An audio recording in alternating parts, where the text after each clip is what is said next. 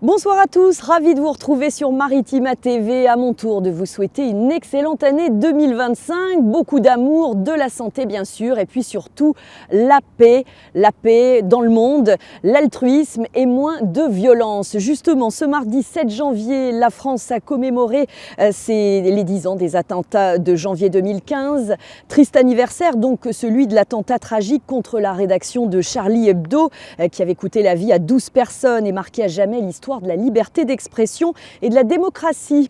En écho au triple hommage rendu ce matin dans la capitale, devant les anciens locaux du journal satirique Boulevard Lenoir, à la mémoire du lieutenant de police Ahmed Merabé tué par les frères Kouachi, ou encore devant l'Hyper-Cacher. Un hommage solennel s'est tenu ce matin à Aix-en-Provence sur la place de l'Hôtel de Ville en présence de Sophie Joissin, maire de la ville, du conseil municipal et des citoyens. Sandrine Calvérac, notre reporter, était sur place. Nous vous remercions pour votre présence.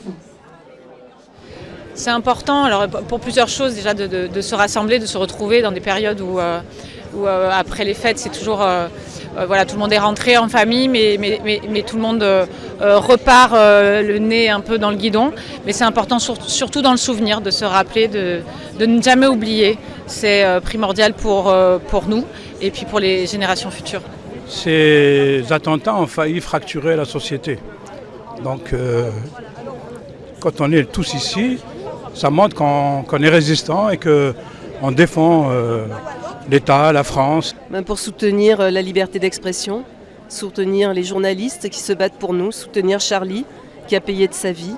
Et nous sommes de tout cœur avec eux et nous le serons toujours. Ça ne recommence jamais, surtout parce que c'est quelque chose de terrible et on est toujours à l'affût de se dire peut-être est-ce que tout le monde a bien compris ? Et on est dans un pays où la liberté d'expression est vraiment quelque chose de très très important. L'envie de rire ne disparaîtra jamais, c'est ce qu'assure Charlie Hebdo dans un numéro spécial.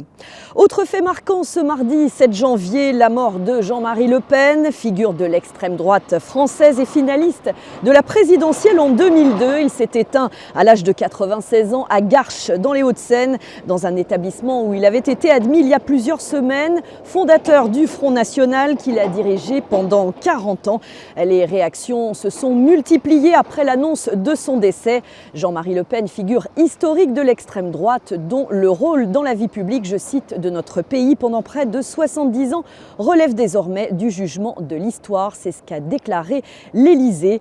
D'autres réactions sont à retrouver sur notre site maritima.fr. Sur la scène politique, les entretiens se poursuivent à Bercy alors que le nouveau gouvernement cherche à faire adopter, vous le savez, au plus vite son budget pour 2025. C'était encore une nouvelle journée de consultation après avoir reçu le MoDem et les socialistes qui se disent ouverts au compromis. Le ministre de l'économie et la ministre des comptes publics se sont entretenus aujourd'hui avec le maire du Havre, Édouard Philippe, et des cadres de son parti Horizon. D'autres consultations concernent notamment le budget de la Sécu. Différents groupes parlementaires sont reçus au grand ministère du Travail, de la Santé, de la Solidarité et des Familles, chapeauté par Catherine Vautrin, à commencer par les socialistes. C'était cet après-midi. L'actualité internationale marquée par un puissant séisme au Tibet, le bilan provisoire de ce tremblement de terre qui a frappé la région himalayenne dans le sud-ouest de la Chine à 9h05 heure locale fait état de 126 morts et 188 blessés. Un séisme de magnitude 6,8 qui a secoué ce canton de Dingri ressenti jusqu'au Népal voisin et provoqué l'effondrement de nombreux bâtiments. Le Dalai Lama s'est déclaré, je cite, profondément attristé. Sachez que si les tremblements de terre sont fréquents dans cette région, ce séisme, le plus important enregistré dans un rayon de 200 km au cours des 5 dernières années, c'est ce qu'a révélé l'Agence nationale chinoise chargée des séismes. Allez, retour sur notre territoire suite à la prise d'otage à la prison d'Arles vendredi dernier. Jessie Zagari de Force ouvrière pénitentiaire s'est exprimée sur nos ondes ce matin. L'occasion de revenir sur cet épisode traumatisant, d'évoquer la surpopulation carcérale et puis l'isolement des narcotrafiquants. Extrait au micro de Didier Gesualdi. Je pense qu'il veut le faire, il n'y a pas de souci. Le problème, c'est qu'aujourd'hui, si on veut isoler les 100 narcotrafiquants, déjà il faut sortir des détenus des places d'isolement actuelles, en sachant que ceux qui sont déjà reconnus sont déjà placés à l'isolement. Ce qu'il faut, c'est rendre ces quartiers totalement étanches, d'où le fait d'avoir des établissements spécialisés avec un matériel adéquat. Aujourd'hui, le détenu qui avait d'ex-Luynes avait un téléphone alors qu'il était au quartier d'isolement. Il faut rendre ces quartiers totalement étanches avec des personnels qui sont déjà formés, attention, mais qui manquent de moyens.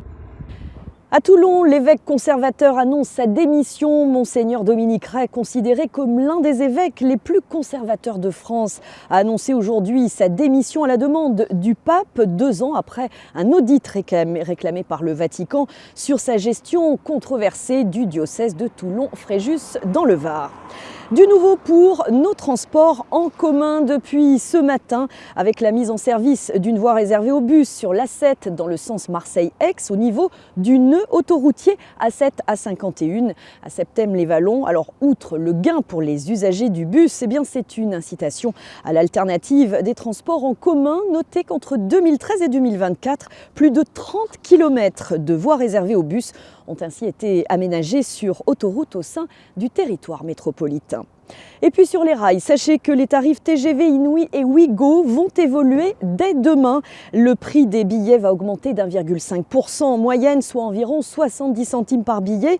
Une hausse limitée à l'inflation en 2025 pour protéger le pouvoir d'achat des clients afin d'assurer une offre accessible au plus grand nombre. C'est ce qu'a indiqué dans un communiqué SNCF Voyageurs. Dans quelle ère vivons-nous ? C'est la question qu'on a posée à Atmosud, vous savez, l'organisme de surveillance de la qualité de l'air dans la région. Alors si la situation a tendance à s'améliorer chaque année sous la pression de l'Europe qui émet des tolérances de pollution de plus en plus faibles, nous sommes encore loin du compte, notamment du côté des particules fines, voire ultra fines.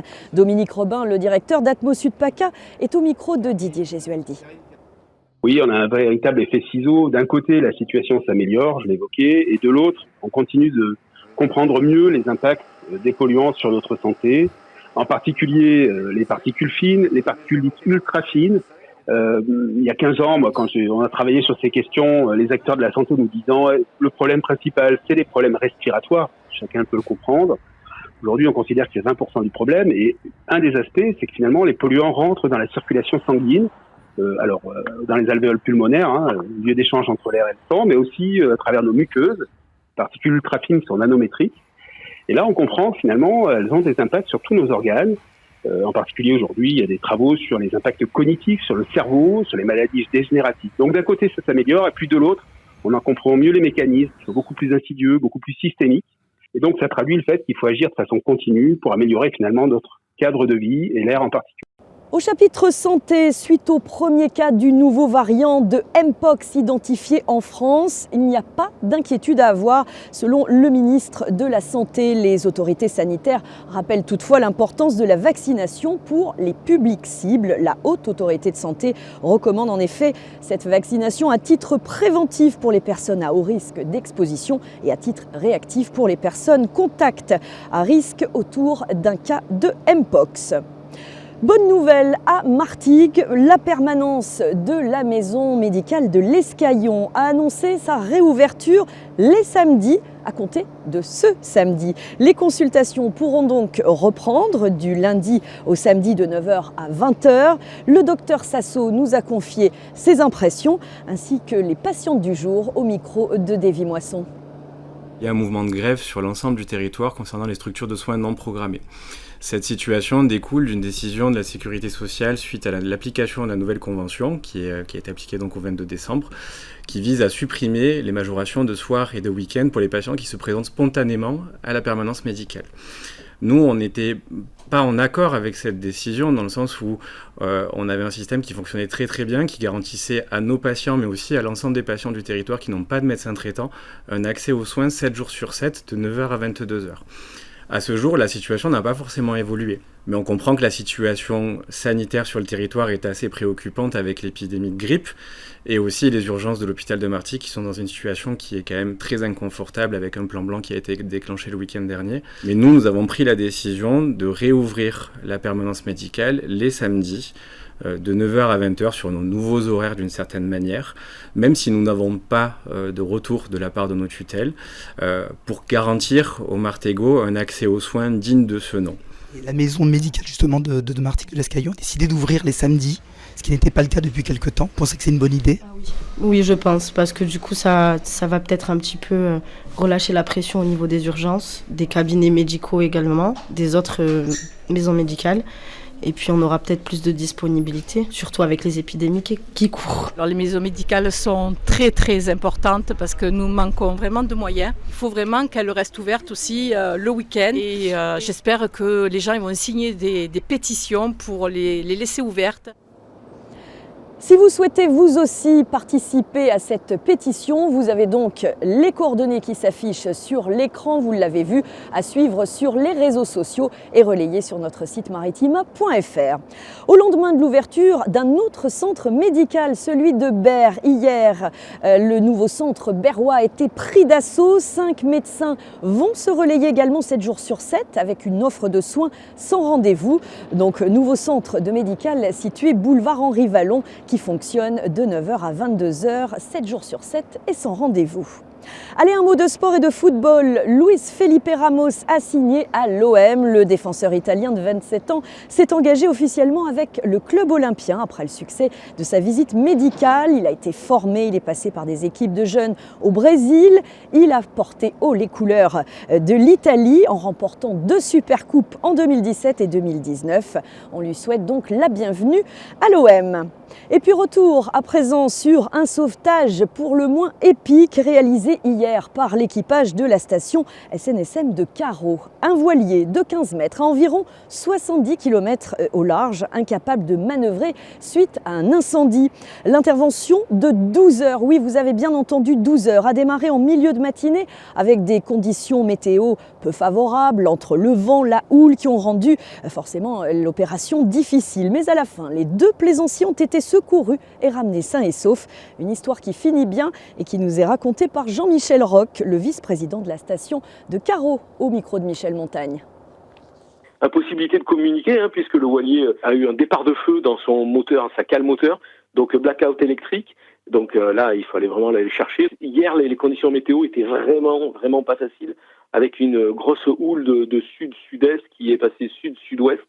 Et puis ensuite, dans la nuit, ça s'est transformé en Mistral. Donc nous, notre peur, c'était que ça dure très très long, ce genre d'intervention, et donc que les copains, ils se prennent toute la houle de face, et ensuite, quand ils reviennent, ils se prennent le Mistral de face. Ça s'est bien passé, puisque ils sont arrivés sur zone, c'était à peu près 15h30, 15h45, la remorque a été vite passée, et puis ensuite, le plus long, c'est de revenir sur Port-de-Bouc. Voilà, donc ce sont des opérations très très longue, où ça bouge beaucoup, où vous êtes chahuté, boulégué dans tous les sens dans le bateau. Donc voilà, c'est une belle mission avec beaucoup de moyens mis en place pour sauver 2 personnes. Le profil des personnes, c'était des personnes un peu d'un certain âge, qui peut-être qui se sont un peu surestimées avec l'achat de ce voilier, et puis de faire un convoyage par cette météo-là. L'occasion, une fois n'est pas coutume, de saluer nos sauveteurs de la SNSM et de rappeler que la vigilance s'impose avant de sortir en mer. Article à retrouver sur notre site maritima.fr. Et puis tiens, on s'intéresse à une autre embarcation à quai. Il était un petit navire, comme le dit la chanson, qui avait beaucoup navigué avant d'arriver à Port-de-Bouc. Le Nao Trinidad, célèbre réplique de l'un des vaisseaux de Magellan, est amarré depuis vendredi dernier sur le port de Plaisance. Ce 3 mâts, tout droit sorti du XVIe siècle, se visite jusqu'au 12 janvier. Cédric Lombard est monté à bord, suivez le guide. Avec ses 28 mètres de long, ses 3 mâts, son aspect entièrement en bois et ses cordages, le Nao Trinidad semble prêt à emmener les visiteurs vers des mers inexplorées. C'est impressionnant, hein. Ça n'a plus de charme, les bateaux modernes, que ça. Ça nous fait un retour en arrière, mais enfin, on n'a pas connu quand même. On n'est pas si vieux que ça. Hein. Le style ancien, la construction, les voiles, la vigie là-haut. L'exploration, le voyage, la découverte, toutes ces choses qui font rêver, quoi. Ouais. Le Trinidad était le navire amiral de l'expédition de Magellan, parti de Séville en 1519 pour faire le tour du monde. Cette réplique rend hommage à cette expédition historique. José Chéab est membre volontaire de l'équipage. Elle est totalement fidèle, sauf, on va dire que, bien sûr, elle a des moteurs d'appoint, on va dire, pour quand elle arrive à port pour toutes les manœuvres. Ça évoque tout un inconscient collectif finalement qui fait rêver. Je pense qu'on rêve tous, et quand on voit les enfants, ils rêvent, ils se sentent être dans un bateau pirate finalement. C'est un peu un voyage dans le temps. Pas de tour du monde pour le Nao Trinidad, mais tout de même une traversée depuis la Floride qui a pris une trentaine de jours avant d'arriver à Port-de-Bouc. Et contrairement à son illustre aîné, abandonné sur la route des épices au XVIe siècle, lui larguera bien à nouveau les amarres le 12 janvier pour entrer dans son pays d'Espagne. Si vous n'avez pas encore visité ce beau bateau, eh bien n'hésitez pas, vous avez jusqu'à dimanche pour le faire et c'est garanti, vos enfants vont adorer. Allez, cap sur l'étang de Berre, l'Est-l'étang de Berre. Si vous souhaitez participer au concours de Miss Marignane, eh bien c'est le moment. Les inscriptions sont ouvertes. Alors pour être candidate, c'est simple, il suffit d'habiter, d'étudier ou de travailler à Marignane, de mesurer au moins 1,60 m et puis d'avoir entre 16 et 23 ans. Et dans ce cas, vous pourrez peut-être espérer succéder à Louane Marot, cette étudiante de 19 ans qui a été donc la Miss Marignane cette année. Et pour Miss Marignane 2025, eh bien vous avez jusqu'au 14 février pour vous inscrire. Date facile à retenir, c'est la Saint-Valentin, sachant que la grande soirée d'élection de Miss Marignane est prévue le samedi 8 mars au Théâtre Molière. Et le 8 mars, c'est la journée internationale du droit des femmes, tout un symbole. Allez, c'est le moment de se quitter. Merci d'avoir suivi notre journal. Je vous dis à demain, même heure, peut-être pas même endroit. En tout cas, très belle soirée à tous. À demain.